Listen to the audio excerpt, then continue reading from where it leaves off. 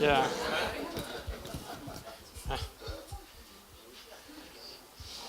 I can do anything. Just ask. I can. I,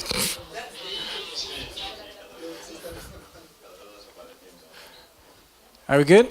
Can we start? Okay. So we will have. So Patricia wants to announce a few things. So in the end of the Q&A, we will also. She will also have. You wanna do it now? Maybe. Maybe it's better. Yeah. Okay. Cool.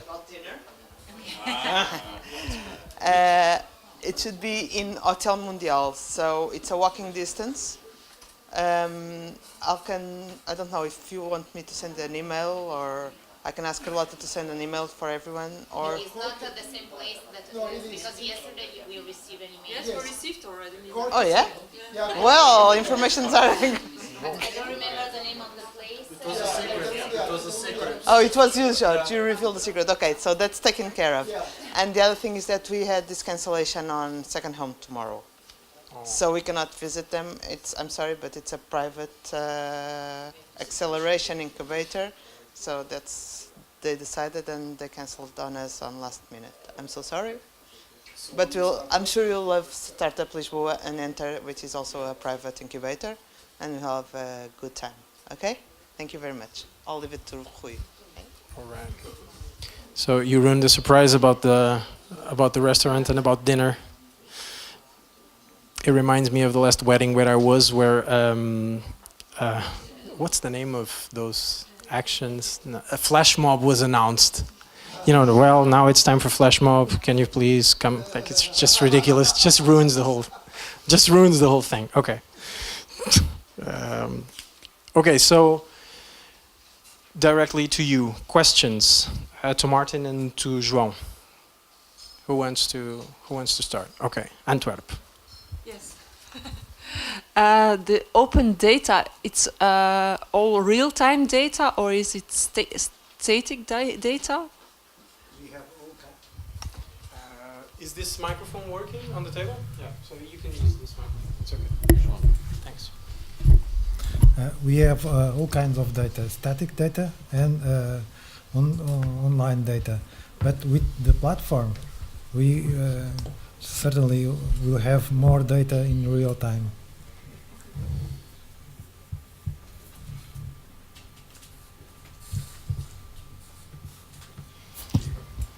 To João, too. How open is the data, and how can you make business? Or it's possible to make business with the data. Or you can start a business using data. Yes, the data don't have any limitation. You can use the data. You don't need to pay anything. The data are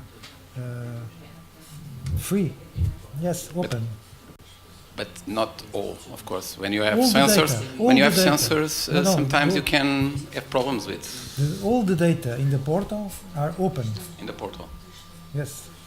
And All the data that we have, the 371, I think, sets of data that we have are all open data. So you can use the data for what you want. We don't. You don't need. You don't need to register nothing. Okay, more questions? Any more questions? Okay, so I'll ask João again, sorry.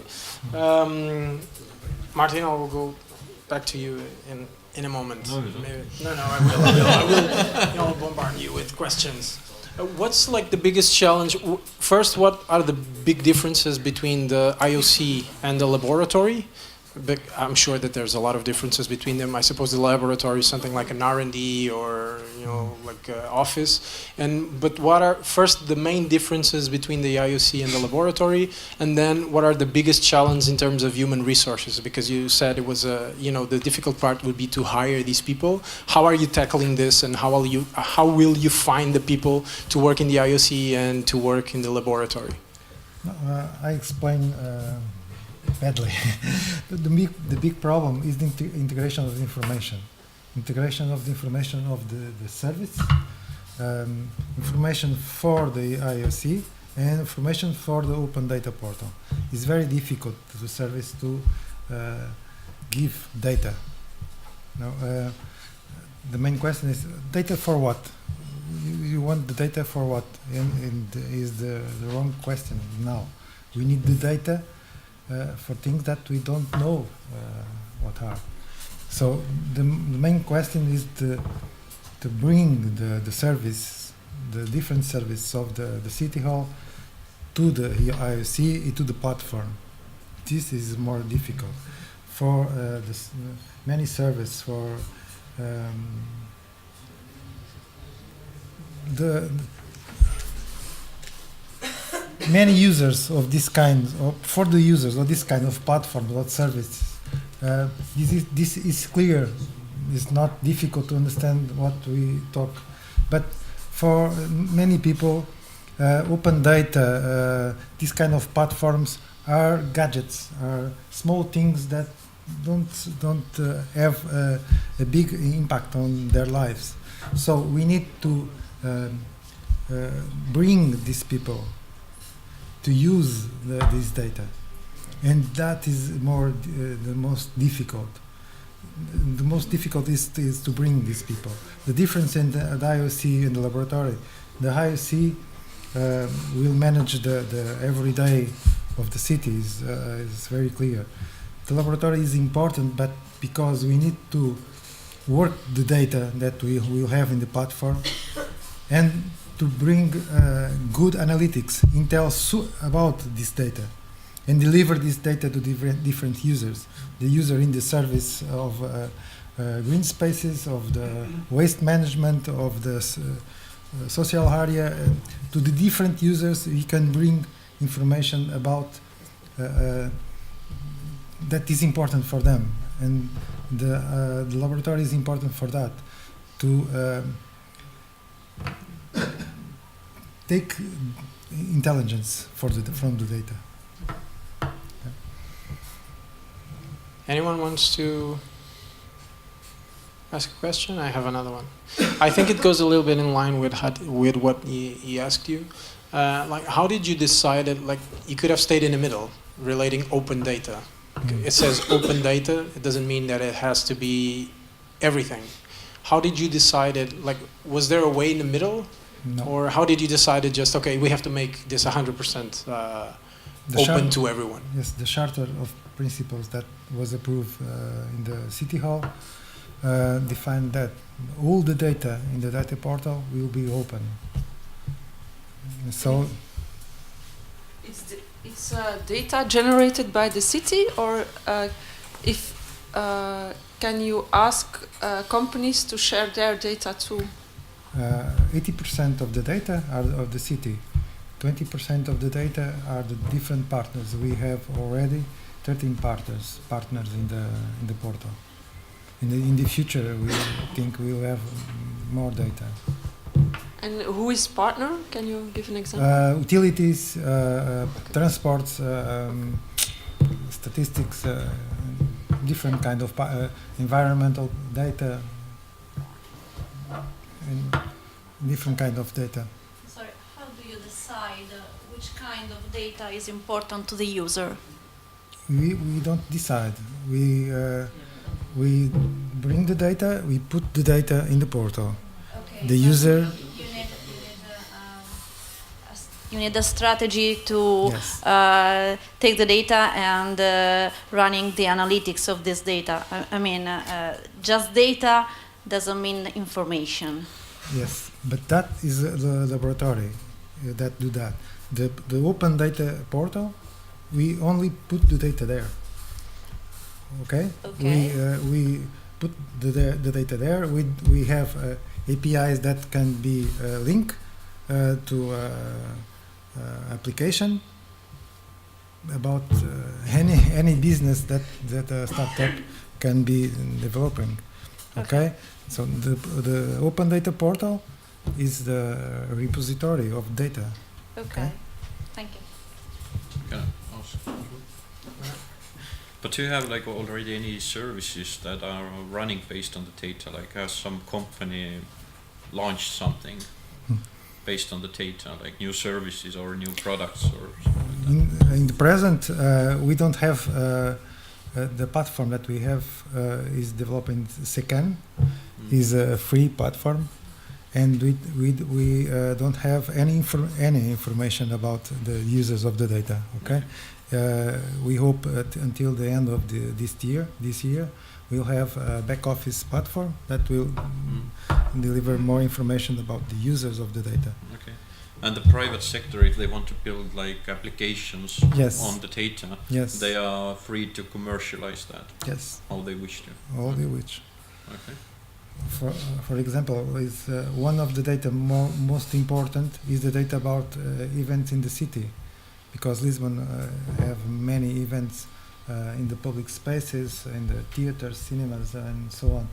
And it's important that we have those data, have an API to bring this data. In the present, we don't have this information. This is very important for us to deliver this data. Is the kind of data that have a huge demand. Yeah. It's a question, but put it in another form.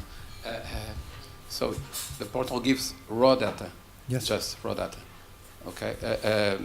And when you have analytics, it's the laboratory, and you deliver it later. Okay. Is that correct? Yes. So every business want to use the raw data can use it. Yes. Using the analytics should wait some time. Okay. Like that. The, Works like that. The open data is raw data. It's just raw data. Yes. We don't have PDFs. Or But I ask this because about the privacy, there are of course data that is in the raw form is. Could be dangerous, for example. Okay. No. That is filtered anyway. Anyhow, also, what I want to ask is if all the data you acquire is open to the public. Yes. No. All the data in the platform. In the platform. In the not platform. all the data you acquire. No. All the Okay. data that we acquire will be delivered in the platform. Mm-hmm. Some of the data will be delivered to the open data portal. Okay. Some of the data in the EOC. Okay. And you can apply for having some data that is not public, for example, Yes. company. Yes. Okay. And that is We can paid. It will be different delivered kinds so- of users have different permissions for Okay, the use okay. of the data. Okay. Okay. Are you going to monetize that data to the companies? Is the options that the city all can do. In the present, we don't have this objective. Okay. More questions? Martin, Yeah. if Skype didn't happen to being born there in 2003, 2004, would you think it would be the same? You would be here talking about your Startups? presentation and startups?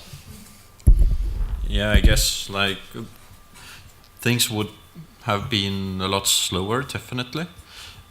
But I think for Estonia, it's kind of inevitable to reach that kind of technology startups eventually, because again, like it's the third time I'm saying that, but the number of people that we have, we can't really be good at, I don't know, manufacturing or doing like bigger scale things. We can be good only in engineering. We can be good in ICT, because you build the kind of information systems being used that are not like don't put a huge burden on the population in that sense. And yeah, I think it would have happened, and historically it's a quite good grounds in that sense as well, because we were regaining our independence in 91. Before that we were part of Soviet Russia, and actually all the kind of computing power was installed in Estonia, like all the space mission that the Russia run in that time. All the computing and calculations were done in Estonia. We had like the set of engineers, we had the set of universities, we had like the know-how there, But I think what Skype taught us was like how to commercialize that quickly and in export markets as well.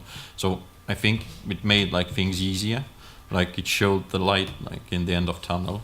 But eventually, within like after 5 years, 6 years, maybe we have reached just to some extent to the same state, I guess. But yeah, never know. Can you? I was really impressed by the slide. I will try to say it was the startup ecosystem pipeline. I don't know if I get it well, but it seemed like a process or a canvas or a framework that you apply to all of the players of the ecosystem and not only to startups. Like it seemed like it was, first stage, second stage, but you can apply that even to incubators in the state that they are in. Yeah, it applies on the startup companies, so they can see in which development phase they are, and it also applies to the ecosystem, saying like what kind of supporting mechanism we do need. Like there could be the organizations like universities or incubators helping the companies in these stages, but it also can be the direct investment that the public sector is making in order to process the companies in the stage, like matching the investments or things like that. But yeah, we like to see like all these organizations and all the companies like mapped in the graph there, or in the pipeline, or in the sales pipeline, or however you want to call that. So yeah, it falls in line with that. And do you have that available on the website, or? Yeah, or if you visit startupestonia.ee, like you can see the ecosystem map there. Like you can open up all the stages and you can see like what kind of supporting organizations there are, or what kind of opportunities the companies do have. And also you can see the overview of the portfolio of startup companies that we have today. So it's public as well.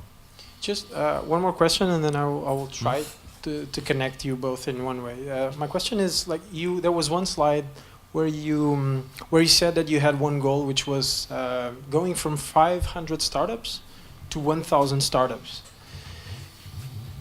Why? Why is that a goal? Because I guess like we don't have any other good idea like how to boost the economy. That was honest. Okay. Yeah, because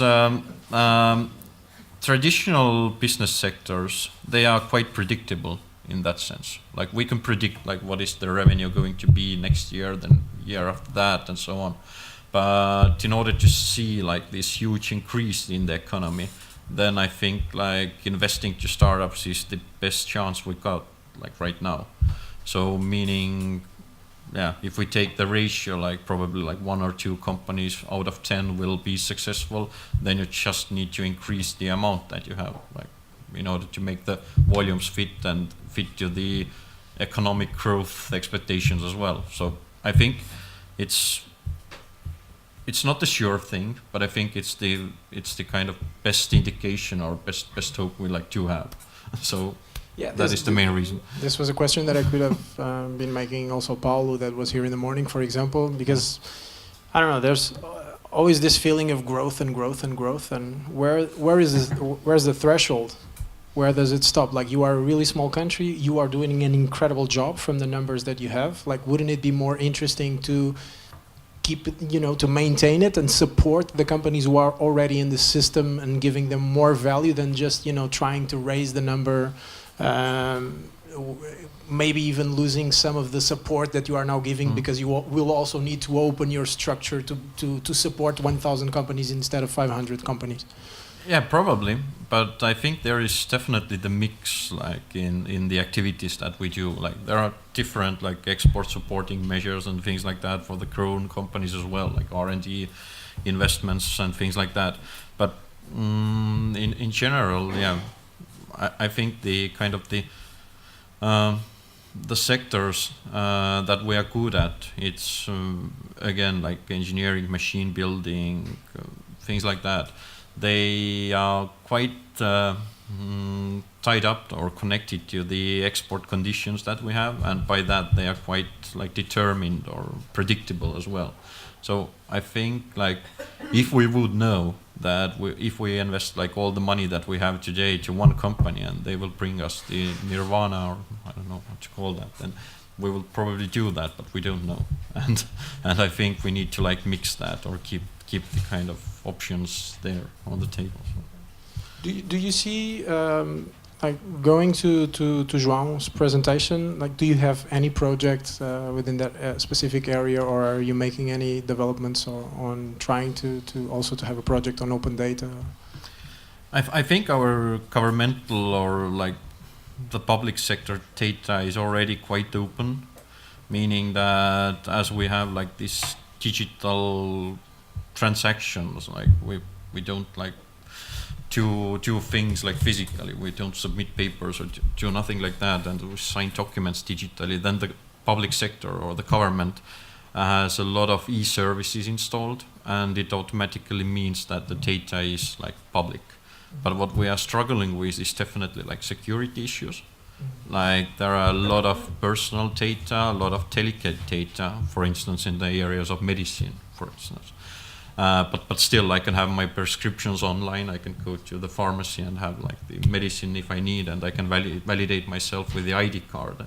I don't need to like see the doctor physically in order to kind of get the prescription. But again, like this data is pretty like delicate, and I think what we are now more trying to do is to make the trace data transfer as secure as possible, and that probably means that we need to like evolve to some extra security layers if we communicate with the government and if we do these transactions, and also like e-voting. Like I don't know whether you saw that, but a couple of weeks ago there was the news that okay, we do the e-voting, so we can like be in the elections, like do that virtually.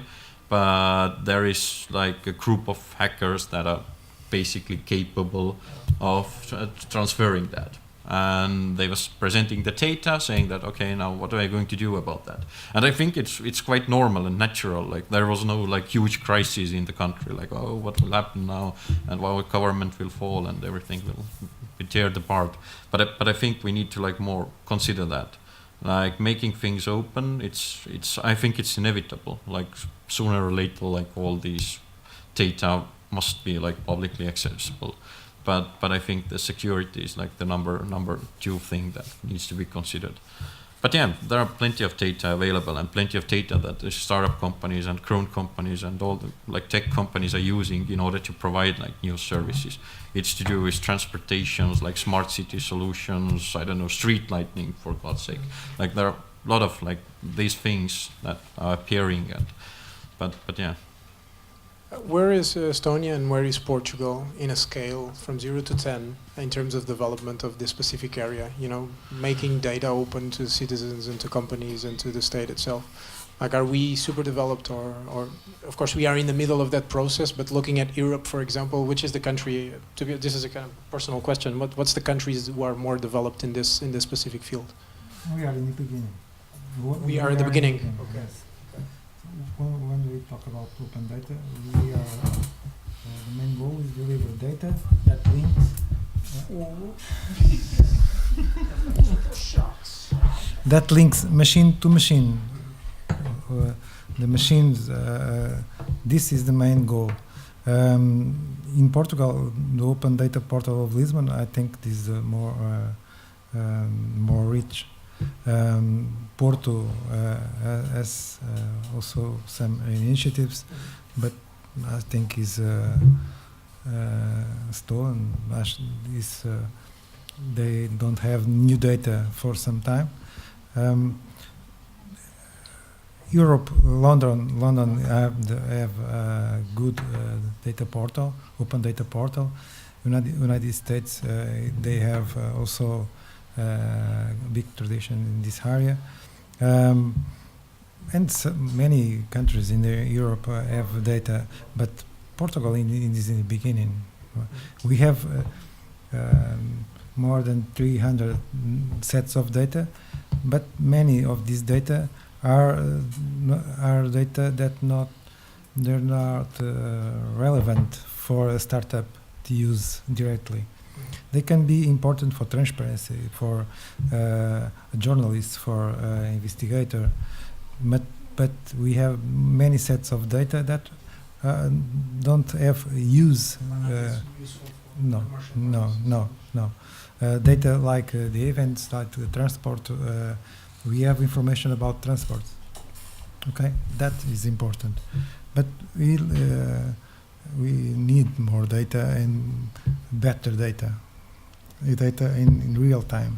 That is more important. Yeah, I have like no idea where we are, like in the scale of 1 to 10. Like, but like one thing is that I think it's not always like good to be. I guess we have like the most e-services in the world, like governmental like e-services or open database services. I'm pretty sure that we do have, but it's not always good, like because for us it's easy to implement these services because we have like the digital kind of requirements met, like ID card and validation things and things like that, and it's easy to do that in Estonia, to hand over the ID card to 1 million people, but it's hard to do that in Portugal. I don't know what's the population in Portugal. 9 million. So it takes like 9 times more effort to do that, and it's 9 times more expensive, and there are like 9 times more risks. So this is something to consider, and also the example that I had with e-voting, like not of these all database services are good, and they will not eventually like end up good because there are like security risk, implementation risk, like market risks, stuff like that. And it's always, I think, good to be the second one who takes on these services. If you can already see that they are validated in the market, they work, okay, now we can implement that. But it's always like quite bad to be the first test pilot, like because the plane is not ready enough to fly. Just one specific question about the e-residency. Like, can you explain us a little bit better? What's the e-residency? E-residency is basically our digital citizenship.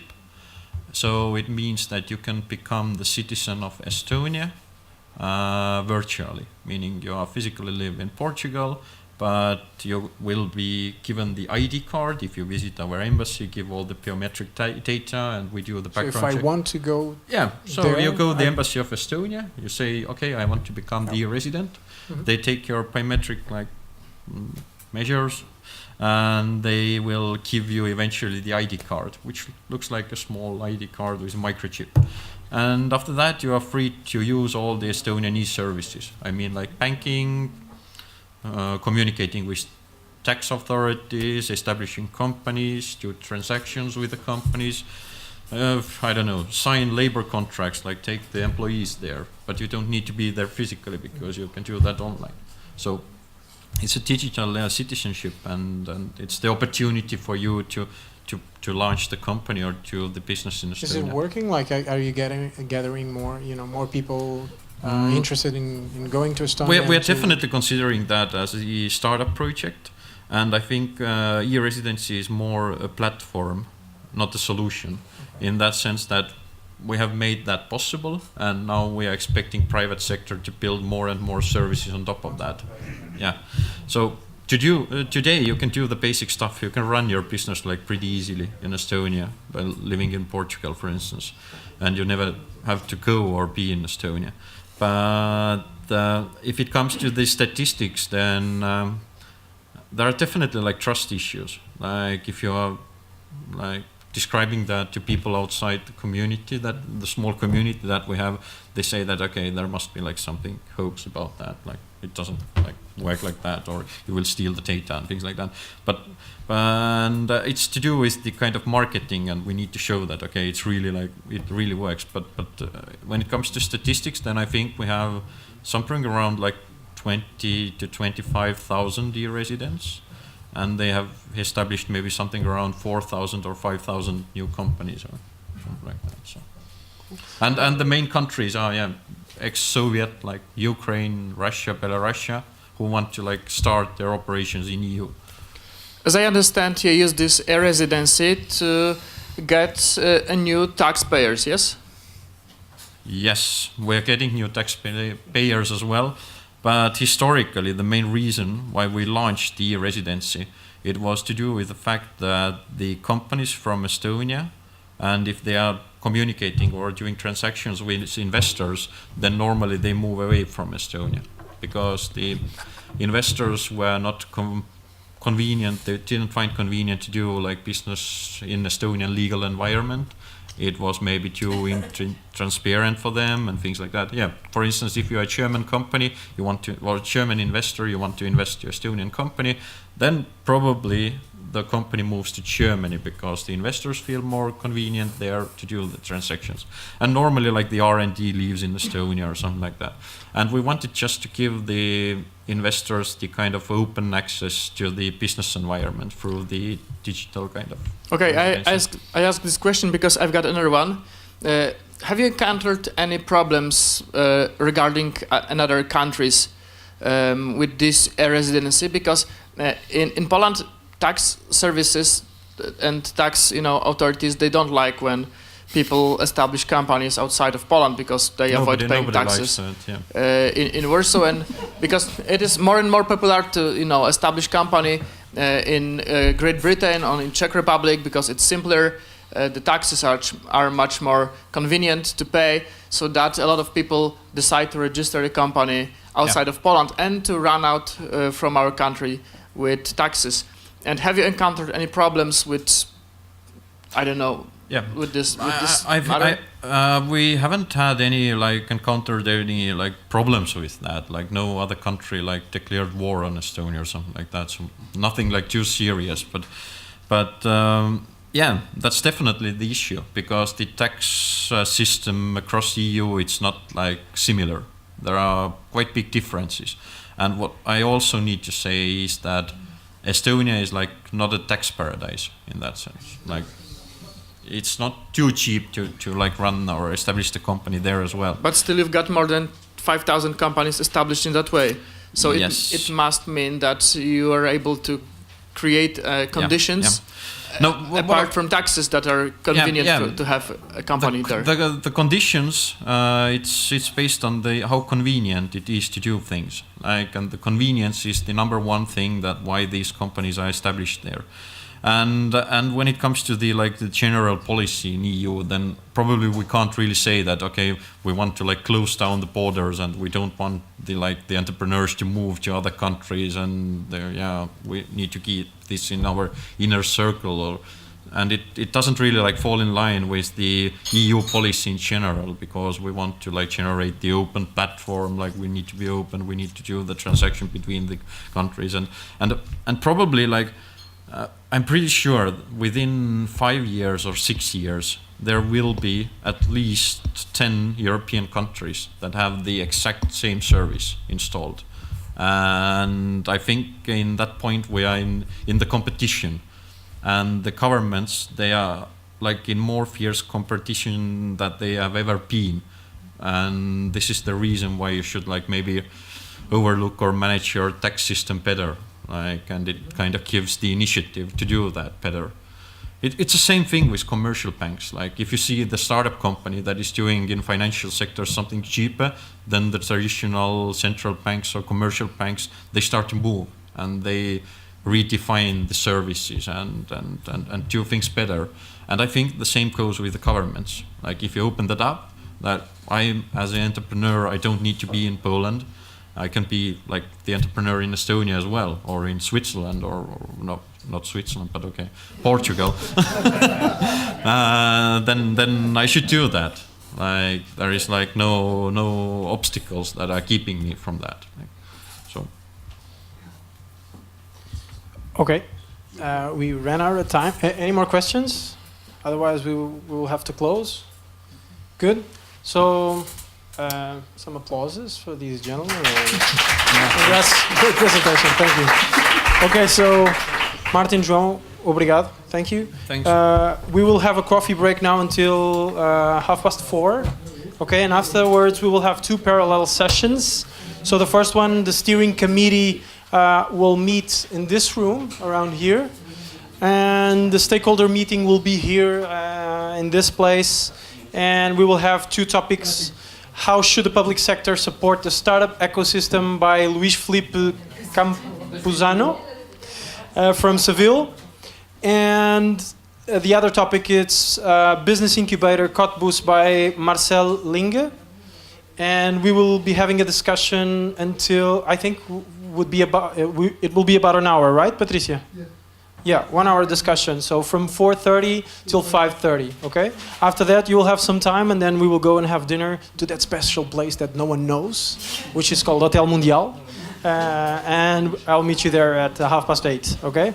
So coffee break now for half an hour, and then the two groups will split and discuss for 1 hour. Thank you.